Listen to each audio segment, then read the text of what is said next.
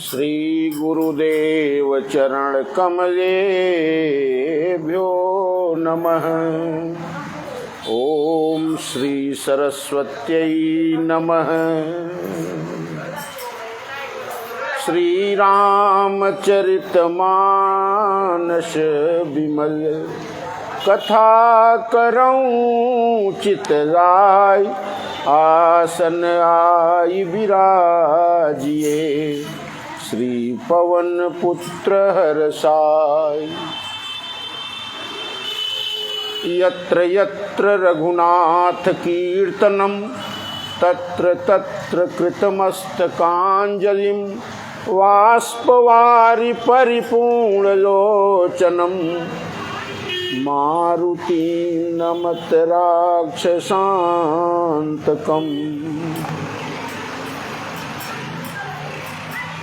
नीलाम्बुजश्यामलकोमलाङ्गं सीतासमारोपितवामभागं, पाणौ महासायकचारुचापं नमामि रामं रघुवंशनाथम्।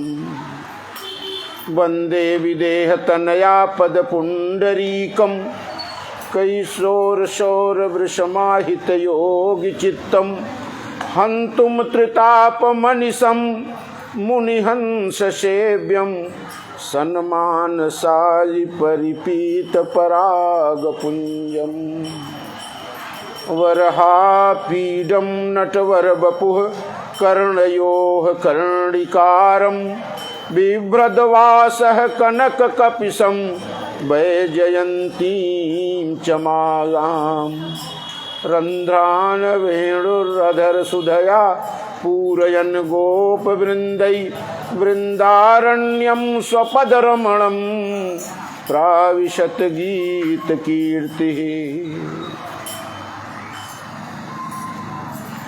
कर्पूरगौरं करुणावतारं, संसारसारं भुजगेन्द्रहारं, सदा वसन्तं हृदयारविन्दे भवं भवानी सहितं नमामि, भवं भवानी सहितं नमामि।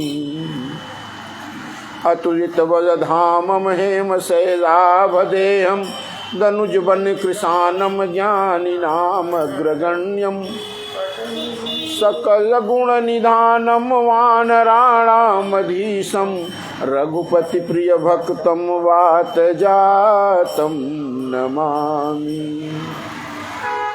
श्री गुरुचरण सरोज रज निज मन मुकुर सुधारि, वरनौ रघुबर बिमल यस जोदायक फलचारि। बुद्धिहीन तनु जानिके सुमिरौ पवन कुमार, बल बुद्धि विद्या देहु मोहि हरहु कलेश विकार। जय जय श्री राधा रमन, जय जय नवल किशोर, जय गोपी चित चोर प्रभु, जय जय माखन चोर, जय जय माखन चोर। श्री तुलसीदास जी के पद कमल बारंबार मनाई, मैं गावऊँ सिय राम गुण हनुमत हो सहाय। सियावर रामचंद्र की जय, पवन सुत हनुमान की जय।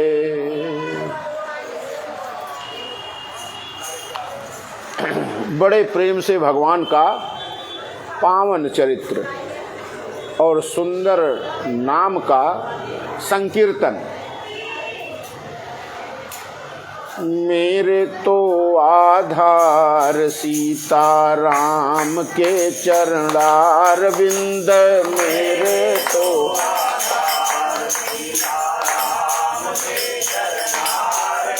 बिंद मेरे तो आधार सीताराम के चरणार बिंद मेरे तो आधार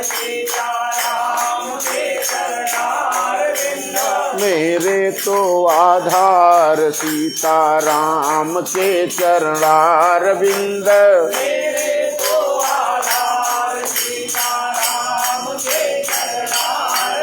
राम के चरणार बिंद राघव के चरणार बिंद राम के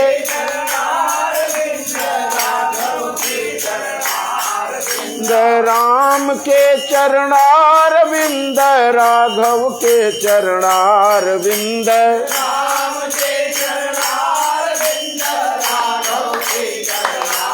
बिंद मेरे तो आधार सीताराम के चरणार बिंद मेरे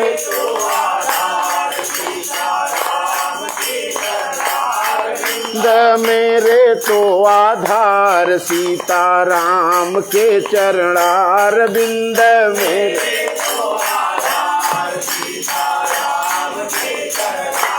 बिंद राम के चरणार बिंद राघव के चरणार बिंद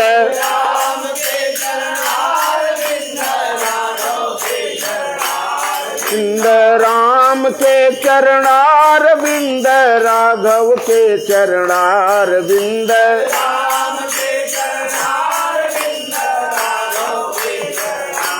बिंद मेरे तो आधार सीताराम के चरणार बिंद मेरे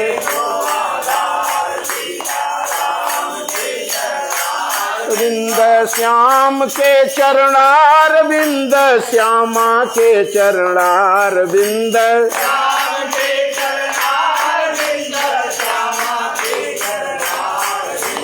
श्याम के चरणार बिंद श्यामा के चरणार बिंद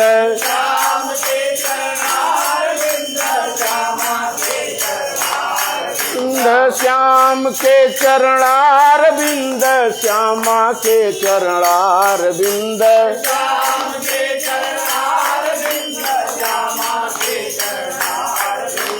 मेरे तो आधार श्यामा श्याम के चरणार बिंद मेरे बिंद श्याम के चरणार बिंद श्यामा के चरणार बिंद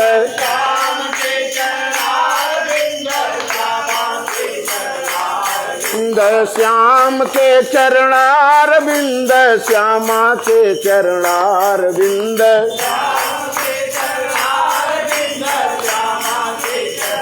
ओ मेरे तो आधार राधा माधव के चरणार बिंद मेरे तो बिंद राम के चरणार बिंद श्याम के चरणार बिंद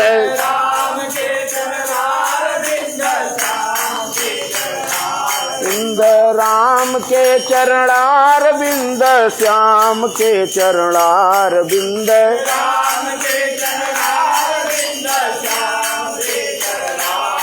ओ मेरे तो आधार श्यामा श्याम के चरणार बिंद मेरे बिंद मेरे तो आधार सीताराम के चरणार बिंद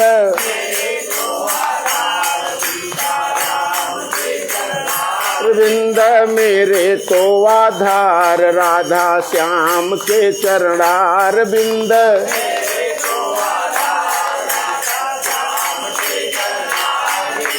मेरे तो आधार राधा श्याम के चरणार बिंद मेरे तो बिंद राम के चरणार बिंद सीता के चरणार बिंद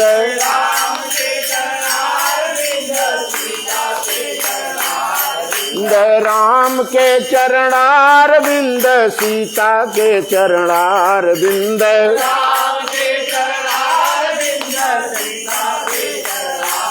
बिंद मेरे तो आधार सीताराम के चरणार बिंद मेरे तो जय हो जय हो मेरे तो आधार राधा श्याम के चरणार बिंद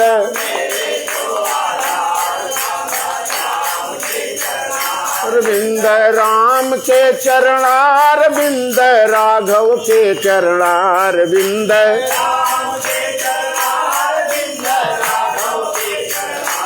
बिंद मेरे तो आधार राधा श्याम के चरणार बिंद मेरे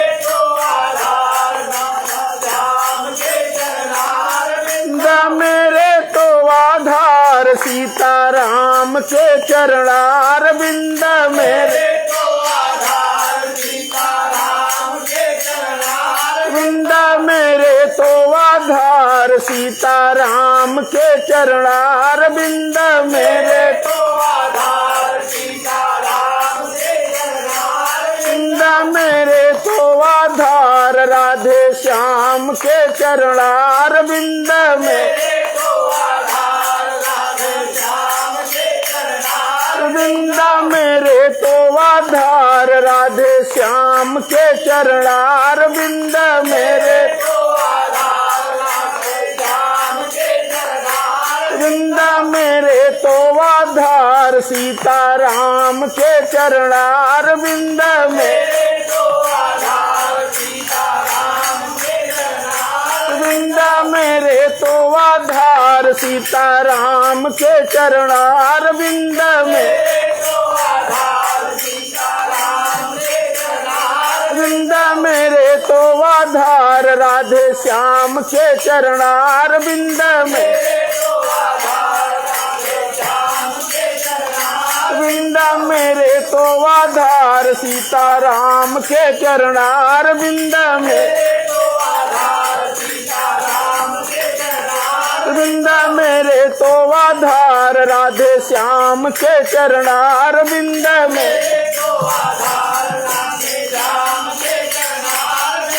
राम के चरणार बिंद राघव के चरणार बिंद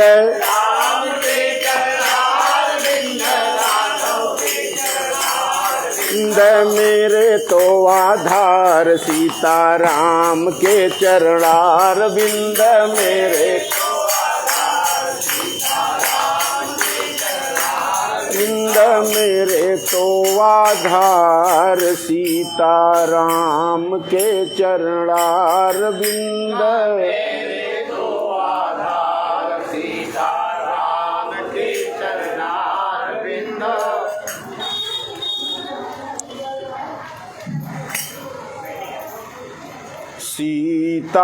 सीताराम चरण रति मोरे अवनुदीन बढ़ई अनुग्रह तोरे। भगवान श्री सीताराम जी की पावन कथा और उससे संत समाज का जुड़ना। कल संत समाज की और सत्संग की महिमा।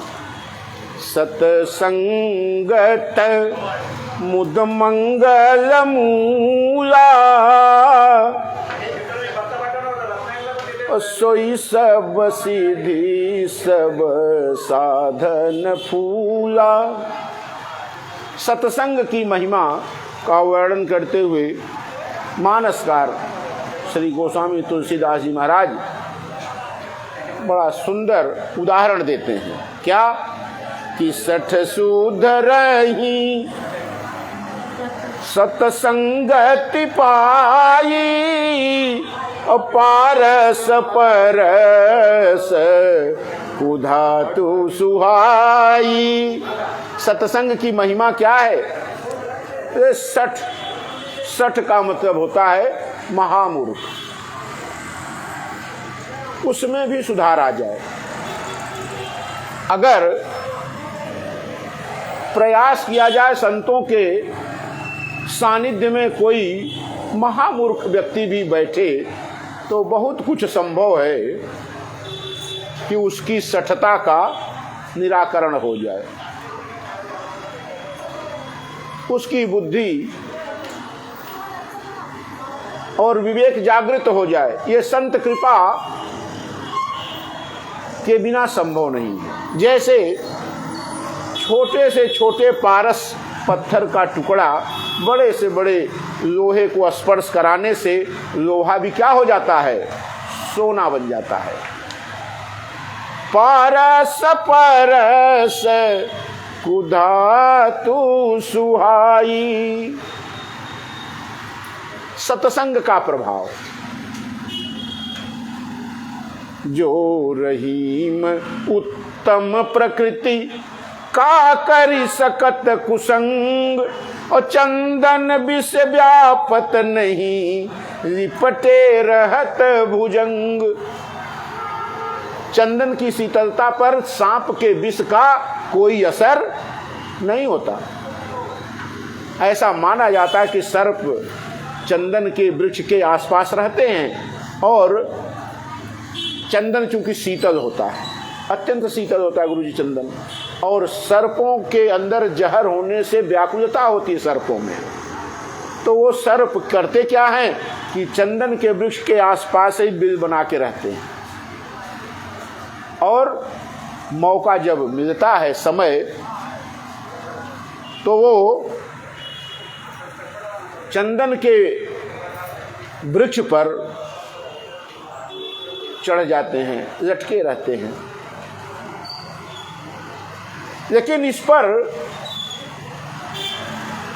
जो सर्प जिसके मुख में विष भरा है, उस विष का असर चंदन के वृक्ष पर नहीं होता, क्योंकि कुसंग का असर चंदन पर नहीं होता। कुसंग क्या है? सर्प के अंदर जो विष है वो कुसंग है, वो जहर लोगों को हानि पहुंचाता है। और चंदन का काम क्या है? शीतलता देना। आप मस्तक पर लगा लीजिए, देखिए मस्तक ठंडा रहेगा, शीतलता प्रदान करना। तो सत्संग में जो सज्जन व्यक्ति है उस पर तो प्रभाव पड़ता ही पड़ता है। जो दुष्ट व्यक्ति है, दुर्जन व्यक्ति है, असंत है, उस पर भी सत्संग का बड़ा प्रभाव पड़ता है। सठ सुधरई सत्संगति पाई, और पारस परस कुधातु सुहाई। पारस पत्थर के स्पर्श से सोना बन जाता है, बड़े से बड़ा लोहा स्वर्ण में बदल जाता है। क्यों? सत्संग की महिमा ऐसी है, संग का प्रभाव ऐसा है। जिस प्रकार से चंदन के वृक्ष पर हजारों सर्प हों, फिर भी चंदन की गति पर, चंदन की मति पर और चंदन की स्थिति पर कोई प्रभाव नहीं पड़ता। चंदन वैसे के वैसे शीतलता देता है। तो गोस्वामी जी कहते हैं कि विधि बस सूजन कुसंगत परही। ब्रह्मा की लेखनी में कभी कभी होता है कि जो संत पुरुष हैं वो भी दुष्टों के संग में पड़ जाते हैं, लेकिन उसका असर क्या होता है? दुष्टों के संग का असर उन संतों पे नहीं होता, सज्जन व्यक्ति पर। कैसे कैसे नहीं होता? जैसे फनि मन समनि ज गुण अनुसरही। जो सर्प है उसके अंदर मणि होती है, सर्प के अंदर जो मणि है उसका प्रकाश इतना है कि अपने मुख से मणि को निकालकर और सर्प उसके प्रकाश में घूमता है।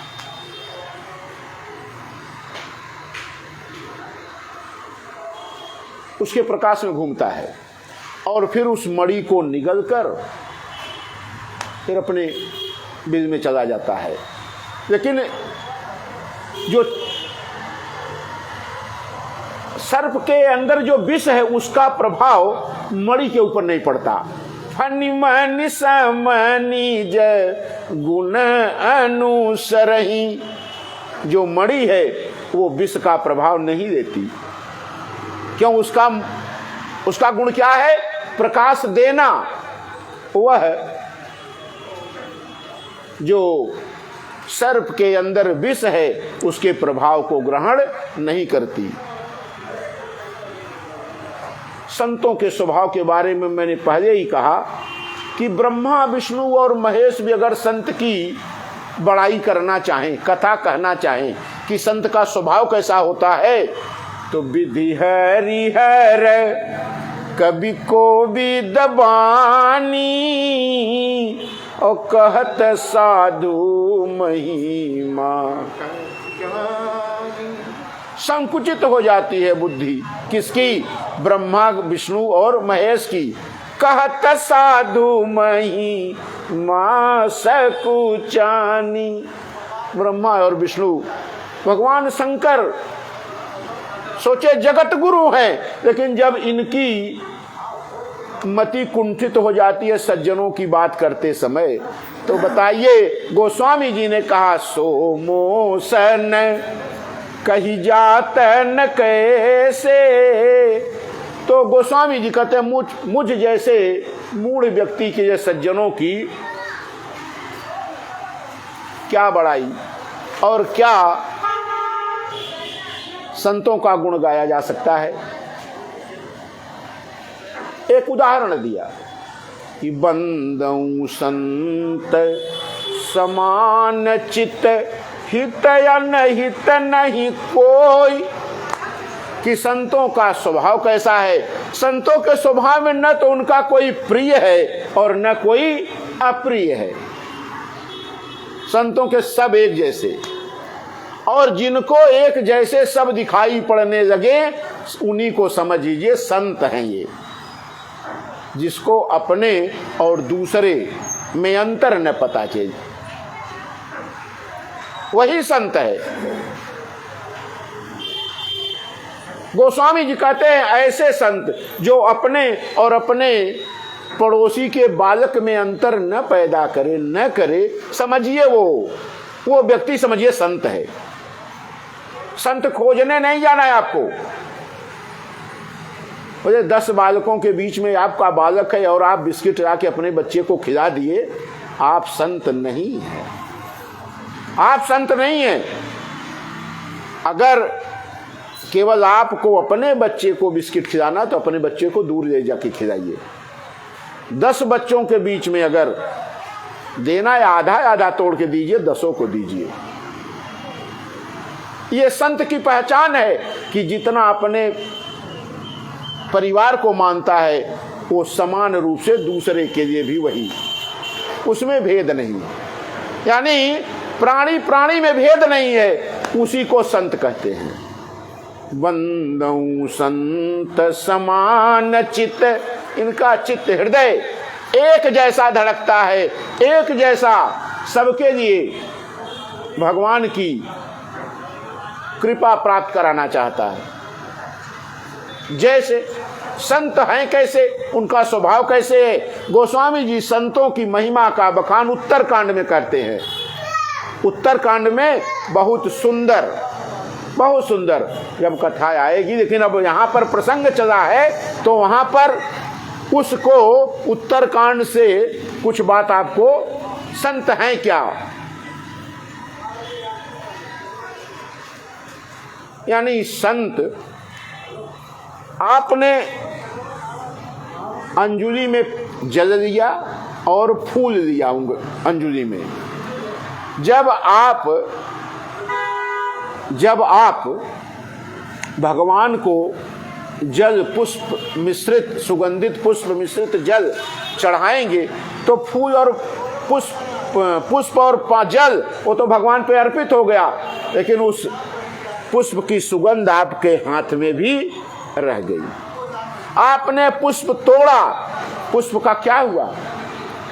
पुष्प की हानि आपने की, लेकिन पुष्प का प्रभाव जरा देखिए। कि जब आपने तोड़ा तो आपके हाथों में उसने अपनी सुगंध रख दी।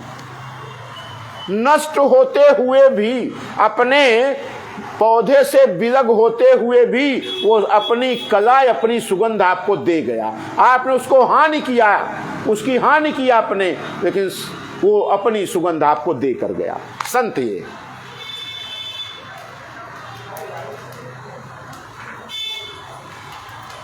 अंजलिगत शुभ सुमन जिमी सम सुगंध करी दोई। यानी आपकी अंजलि में, जल में जो पुष्प है उसकी सुगंध जल में तो गई, आपके हाथ को भी मिली। आपने, संत कौन है? बोले वृक्ष। कैसे भाई? जितना पुष्प, जितना फल उनसे हो सकता है वो आपको जीवन भर देते हैं। आपसे क्या लेते हैं? संत है नदी, बहती जा रही है, प्यास बुझाती है प्रत्येक प्रकार के। संत है सागर। कैसे सागर, कैसे संत है? बड़ा कठिन यहां पर प्रसंग है, ये समझने का प्रसंग है। इसमें आनंद भले न आए, लेकिन प्रसंग इतना सुंदर है, ये कठिन विश्लेषण इसका कठिन है। गोस्वामी जी कहते हैं मुझसे नहीं हो पाएगा, अपने को तो ज्ञान नहीं है गुरु जी, सीधी बात खुलेआम, बिल्कुल इसके बारे में बिल्कुल जानकारी नहीं। चूंकि मुझे मानस से प्रेम है, इसे मैं बैठ के सब कह दे रहा हूं। बाकी गोस्वामी जी कहते जग बहु नर सरसरी सम भाई, और जे निज बाड़ी बढ़ही जल पाई। संसार में जैसे आपने बिजनेस किया, नौकरी किया, उससे भगवान ने आपको धन संपदा वैभव प्रदान किया और आपने उसको उपयोग किया केवल अपने, और मरते समय तक आपने उसमें से एक भी अंश न तो कहीं मंदिर में, न कोई अनाथालय में, न कहीं किसी के लिए दान किया, तो आप किस स्वरूप में हैं? आप उस कुएं के स्वरूप में हैं जिसका जल या तो कुएं का मालिक पीता है या तो अंत में सूख जाता है। उस तालाब के समान है। जब बाढ़ आती है तब तो भर जाता है, और जब गर्मी पड़ती है तब वो सूख जाता है। ये असंत की महिमा है। बोले सज्जन कौन है? बोले सज्जन सकृत सिंधु सम कोई, और देखी पूर विधु बाढ़ई जोई। अब आपको एक वैज्ञानिक कारण बताते हैं। वैज्ञानिकता ये है कि सूरज, चंद्रमा पूर्णिमा को अपने भरपूर स्वरूप में होता है। पूर्णिमा के दिन चंद्रमा में कोई भी कमी नहीं रहती।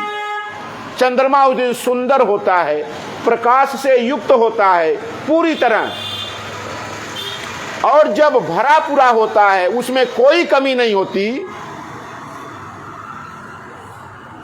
तब उसको देखकर सूरज, समुद्र, सागर चंद्रमा को देखकर उछल पड़ता है। उसी दिन ज्वार और भाटा आता है। पूर्णिमा को बड़ी ज्वार भाटा जितनी भी होगी किस दिन आती है? टाइड। सज्जन सकृत, दूसरे की बढ़ती देखकर, दूसरे का विकास देखकर जो प्रसन्न हो वो सज्जन है। सज्जन सकृत सिंधु सम कोई, और देखी पूर विधु बाढ़ई जोई। विधु माने चंद्रमा। देखी पूर विधु बाढ़ई जोई।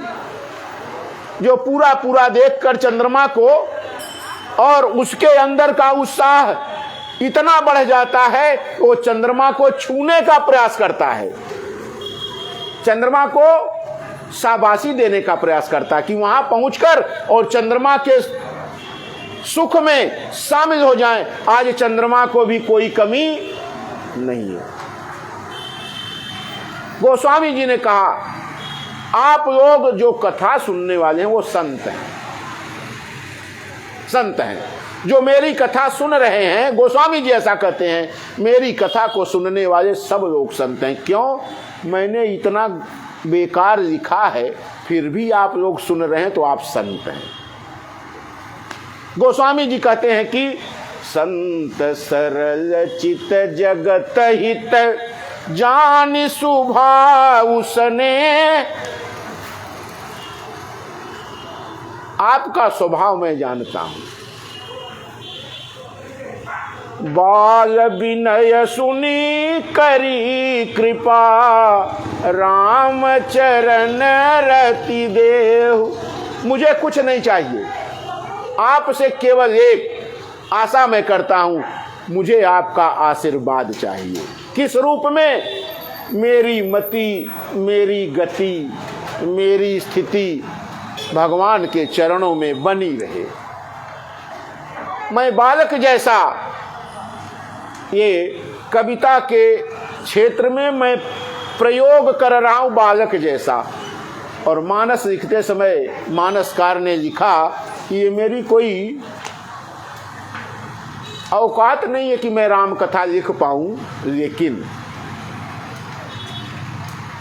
राम की कथा इतनी सुंदर है कि इसमें अपने आप रस भर जाएगा। इसमें रस भरने की आवश्यकता बिल्कुल नहीं है, नहीं है। यद्यपि कभी तरस एक उनाही और राम प्रताप प्रगट ये ही माही। भगवान की कृपा सब पर बरसती है। भगवान इतने कृपालु हैं, एक बार जो राम का नाम ले वो राम का बिना कहे हो जाए। एक बार जासु नाम सुमीरत एक बार उतर ही नर भव सिंधु अपारा। एक बार नाम लिया और भवसागर से पार हो गया। भगवान श्री राम तो अपने भक्तों के इंतजार में हैं। एक बार राम का नाम ले ले, एक बार बहाना तो मिल जाए मुझे कि मैं इसने एक बार राम का नाम लिया। राम कितने कृपालु हैं। मां जानकी के बारे में टिप्पणी करने वाला जो धोबी है, उसको मृत्यु होने पर धोबी को गुरुजी स्वर्ग लोक में, नरक लोक में, हर जगह से रोक दिया गया। क्यों? इसने जगत जननी के ऊपर लांछन किया है, जानकी जी पर आरोप लगाया है। भगवान कितने कृपालु हैं, कितनी दया भाव रखते हैं भगवान कि जब सबने मना कर दिया, नरक लोक ने भी मना कर दिया, नहीं देंगे, ये नरक में भी जाने लायक नहीं है, क्योंकि इसने जगत जननी अपनी मां पर टिप्पणी की है। भगवान इतने कृपालु हैं, अलग से लोक बना दिया, इसको कोई नहीं रखेगा। भगवान ने उसके लिए एक अलग से लोक बनाया और उसको लोक का नाम रखा विशोक, जहां कोई शोक ही न हो। तो भगवान की कृपा किस पर बरसती है? एक बार जासु नाम सुमिरत एक बारा अवतर ही नर भव सिंधु अपारा। भगवान की कृपा पानी है तो क्या करना होगा?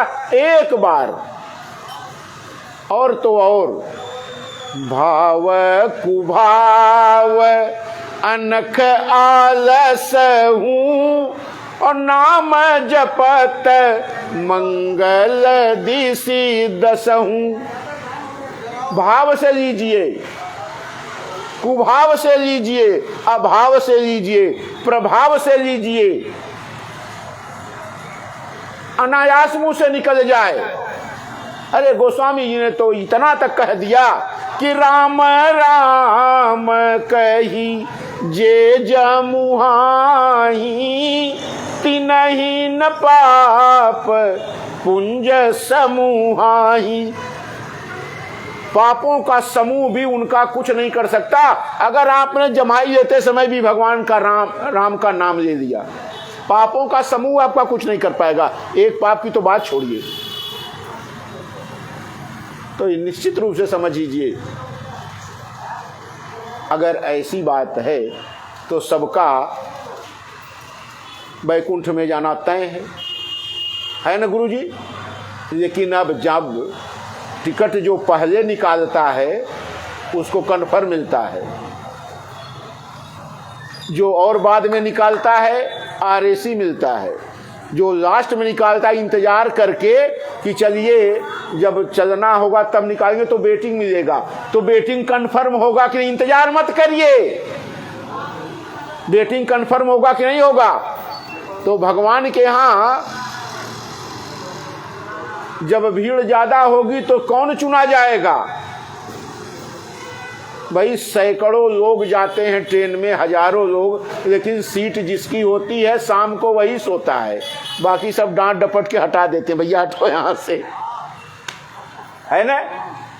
तो सीट बुक करानी है कैसे, उसके लिए समय नहीं देखना कि बुढ़ापे में जब हाथ पैर नहीं हिलेगा तब कथा भी नहीं न सुन पाएंगे न कह पाएंगे।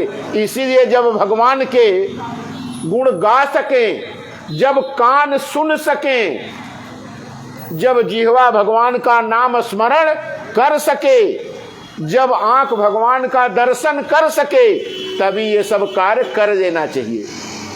उसके बाद जब चारपाई पर पड़ेंगे तो न आंख काम करेगी, न कान काम करेगा, न जिह्वा काम करेगी, तब यही आपका जो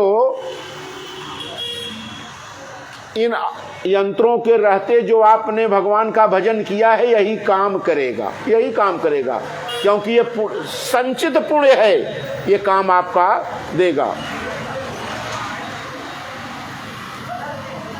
दुष्टों की वंदना की कि संसार में बहुत से ऐसे लोग हैं जो अगर कोई बसता है तो तकलीफ होती है, अगर किसी का घर बस जाए तो दूसरे को कष्ट होता है। अगर आप अपने को समझना है कि हम संत हैं कि असंत हैं, इस पर यही, अगर दूसरे की उन्नति देखकर, दूसरे का उत्कर्ष देखकर आपको कष्ट हो तो समझिए आप में सुधार करना बाकी है, आपको सुधार करना पड़ेगा अभी। और जब दूसरे का उत्कर्ष देखकर आपको आनंद आ जाए, समझ लीजिए आप सज्जन हैं। तो ये अपने अपने मन में खुद भावना आती है कि व्यक्ति संत है कि असंत है। उजरे हरस विषाद बसेरे, अगर उजड़ने पर आनंद आए, किसी के बर्बाद होने पर आनंद आए, उजड़ जाने पर, और बसने पर कष्ट हो, तो समझिए अभी आप संत की श्रेणी में नहीं। फिर बहुरी बंदी खल गन सती भाए, और जे बीनु काज दाहिने बाएं। फिर दुष्टों की वंदना की। भैया संत की वंदना करेंगे, साधु महाराज से नमस्ते नहीं करेंगे, प्रणाम नहीं करेंगे तो उन्हें नहीं कष्ट होगा। लेकिन अगर आप किसी दुष्ट व्यक्ति के साथ में रहे, वो आपको देखे, देखता हूँ प्रणाम करता हूँ कि नहीं, और आपने प्रणाम नहीं किया तो आपका हानि करेगा, वो नुकसान करेगा।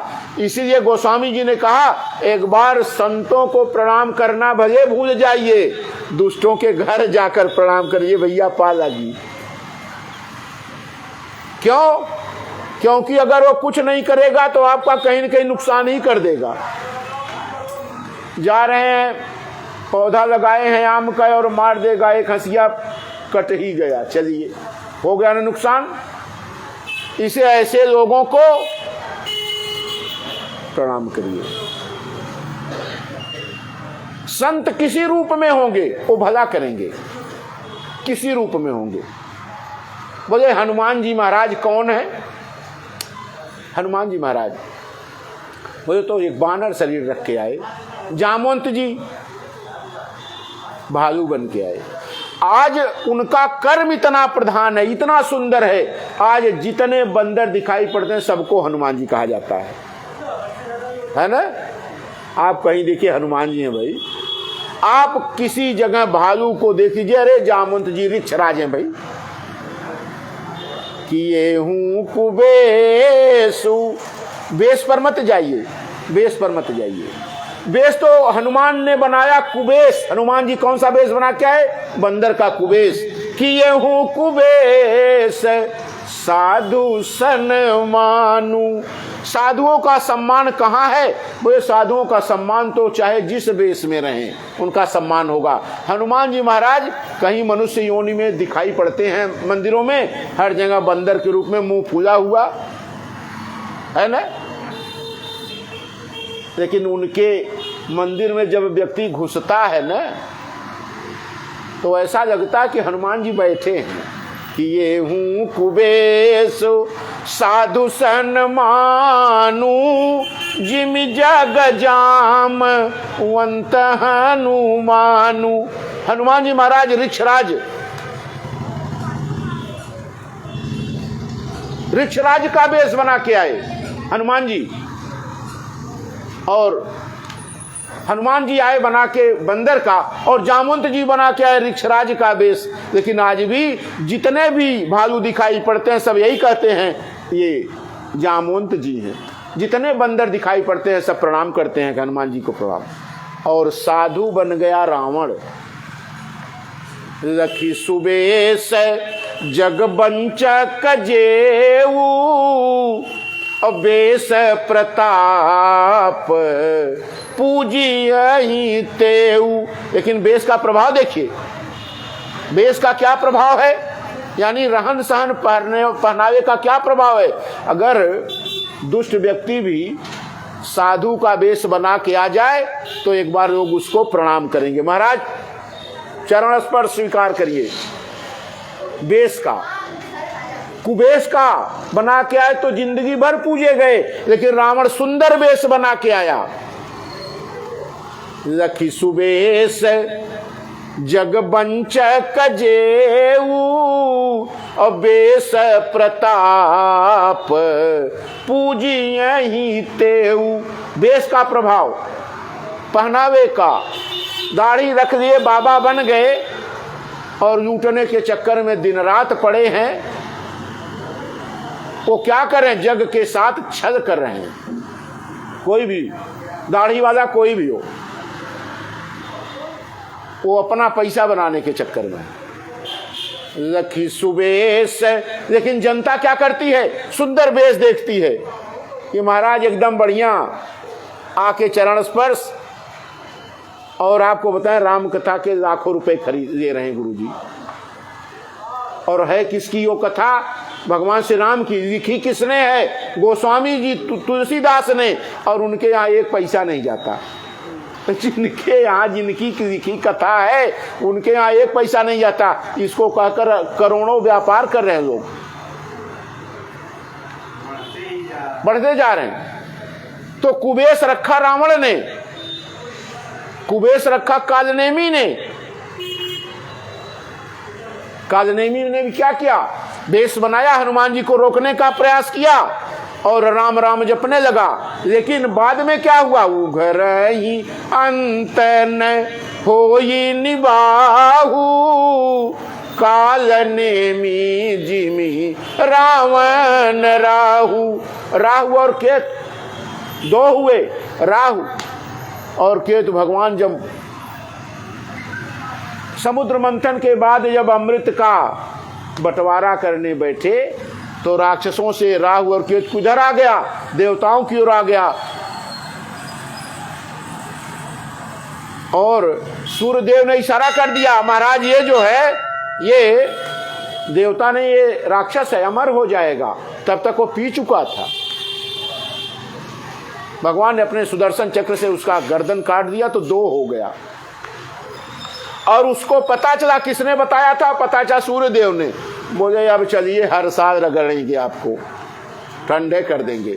मरने यानी दो भागों में बंटने के बाद भी वो सूर्यदेव को क्या करता है? ग्रहण लगता है।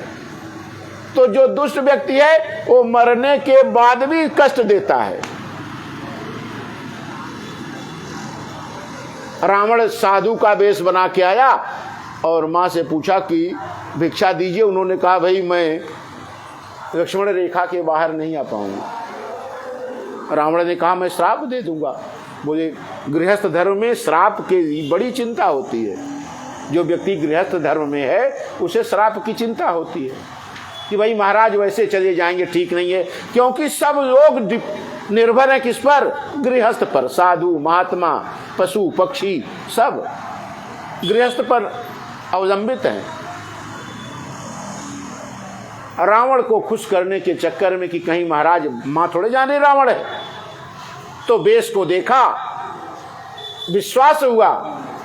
लेकिन रावण तो निकला दुष्ट। क्या किया?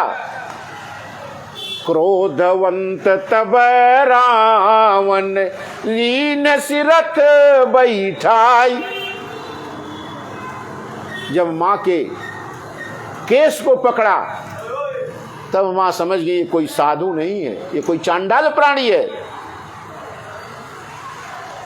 यानी वेश में बहुरूपिया छिपा हो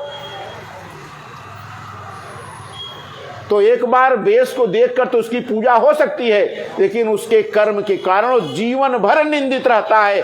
आज तक भी साधुओं के लोग में यही कहते रहे भैया साधु वेश बना के घूमत है, रावण है इनकी। रावण ने साधु का वेश बनाया, साधुओं के नाम को कलंकित कर दिया।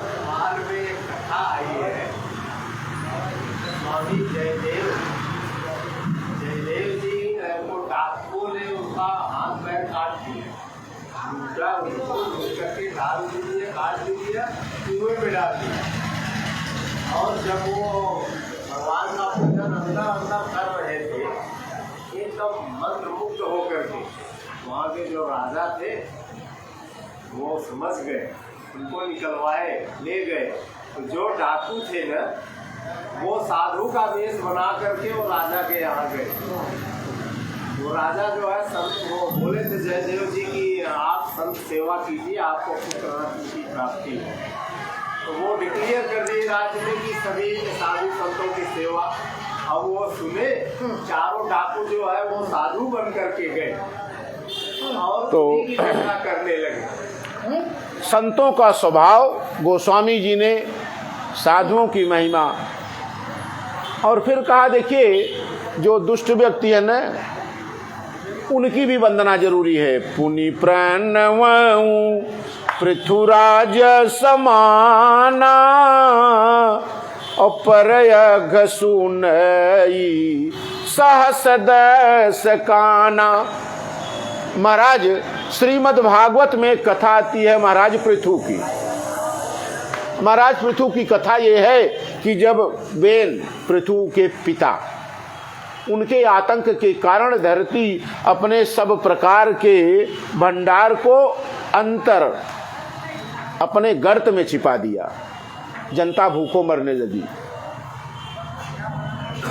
और जब संतों ने बेन की हत्या कर दी, बेन को मार डाला, क्योंकि इतना प्रताड़ित करता था वो जनता को बेन, तो फिर बेन की भुजा को मथ कर और महाराज पृथु का आविर्भाव हुआ। महाराज पृथु ने भगवान से, भगवान का अवतार माना जाता है महाराज पृथु को, भगवान ने पूछा आपको क्या चाहिए। पृथ्वी को महाराज पृथु ने विनय किया, पृथ्वी नहीं मानी। अंत में धनुष पर बाण चढ़ाया कि मैं तुम्हें रसातल में भेज दूंगा, समाप्त कर दूंगा, ब्रह्मांड से मिटा दूंगा। तो धरती माँ गौ रूप में आई और उन्होंने कहा कि महाराज जो कुछ आपको चाहिए मेरे दुग्ध से सब कुछ मिल जाएगा आपको। तो सब प्रकार के भगवान शंकर के गणों ने, ब्रह्मा जी ने, सब ने, संतों ने, दुष्टों ने माँ पृथ्वी से अपने अपनी इच्छा की वस्तु मांग ली। और चूंकि शरण में आ गई थी धरती माता महाराज पृथु के, तो उन्होंने कहा मैं तुम्हें अपनी पुत्री मानता हूँ और तुम्हें नाम देता हूँ पृथ्वी। तो पृथ्वी का नाम क्यों पड़ा? महाराज पृथु के नाते पड़ा। महाराज पृथु की पुत्री होने के कारण धरती माता को पृथ्वी कहा जाने लगा। तो उस महाराज पृथु ने भगवान की जब आराधना की, भगवान प्रसन्न हुए। क्या चाहिए महाराज पृथु आपको? बोले महाराज आपके गुण बहुत है, बहुत गुण है महाराज, और कान दो ही हैं, दो कान हैं।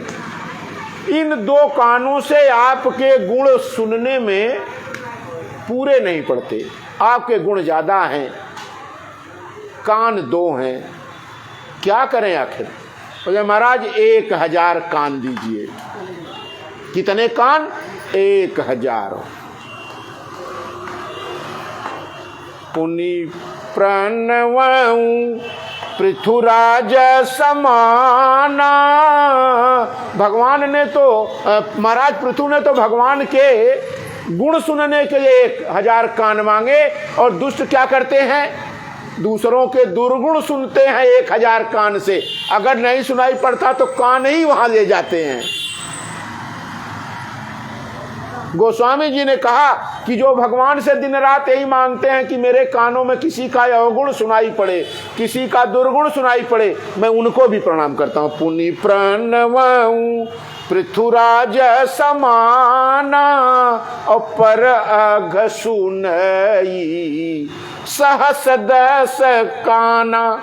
जो दूसरे का पाप सुनने के लिए भगवान से 1000 कान मांगते हैं कि 2 कानों से किसी का दुर्गुण सुनाई नहीं पड़ रहा, महाराज कान 1000 दीजिए जिससे दूसरे का अवगुण सुन सके। और वास्तविकता क्या है? महाराज पृथु ने क्या मांगा? 1000 कान मांगे भगवान से कि आपके गुण महाराज सुन सकें।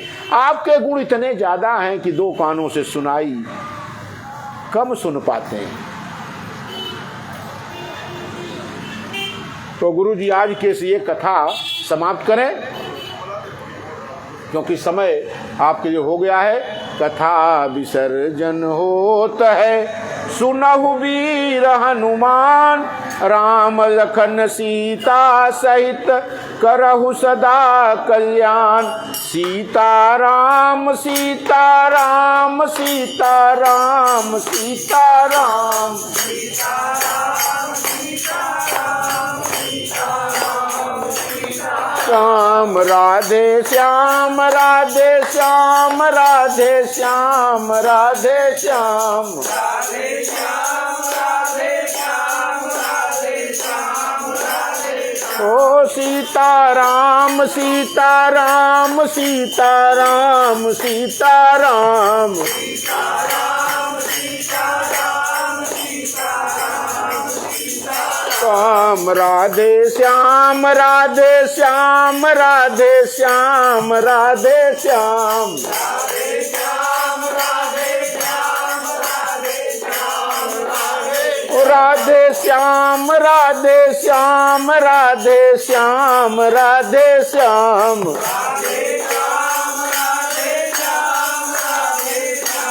राधे। ओ सीताराम सीताराम सीताराम सीताराम।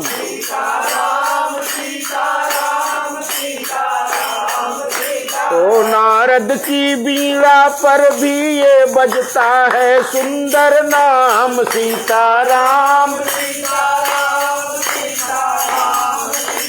और प्रहलाद भी इसको जपते थे निशिबासर आठों याम सीताराम। और नारद की बीड़ा पर भी ये बजता है सुंदर नाम सीताराम। श्याम राधे श्याम राधे श्याम राधे श्याम राधे। ओ सीताराम सीताराम सीताराम। और लाखों का बेड़ा पार किया पहुंचाया हरि के धाम सीताराम सीताराम। राम लाखों